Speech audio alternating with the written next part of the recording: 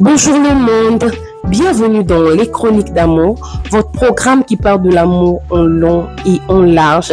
Aujourd'hui, notre chronique a pour titre « À un pas d'être père ». La chronique de ce jour est celle de deux jeunes en couple depuis 2 ans, mais sans véritables engagements. Ce qui fait qu'ils ne partagent pas le même toit. Ça va faire un mois que ce couple traverse une période de crise suite à une grossesse non désirée. Tout a commencé quand la femme a fait un test de grossesse qui s'est révélé positif. Chez un couple qui vit sans engagement, la nouvelle de la grossesse n'est toujours pas la bienvenue. Tel est le cas dans notre histoire. Alors, une fois chez son homme et après avoir annoncé la nouvelle, une contradiction est directement née, car l'un veut garder et l'autre veut avorter. La femme pense avoir ses raisons pour avorter, surtout la peur de perdre son nouvel emploi avec un gros salaire.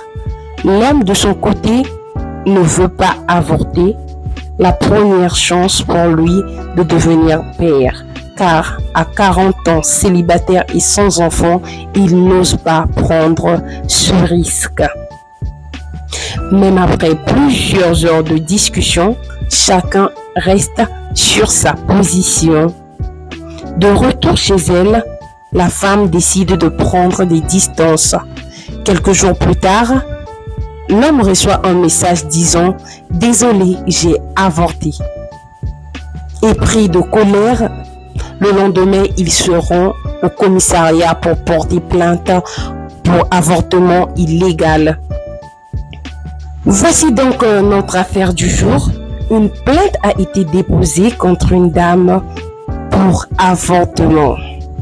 Et cette dernière doit se rendre au commissariat, mais ne sait vraiment pas à quoi s'attendre.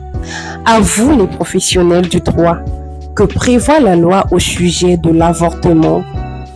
Et avec quel argument cette dernière peut se défendre devant la police?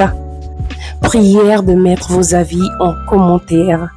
Bye bye!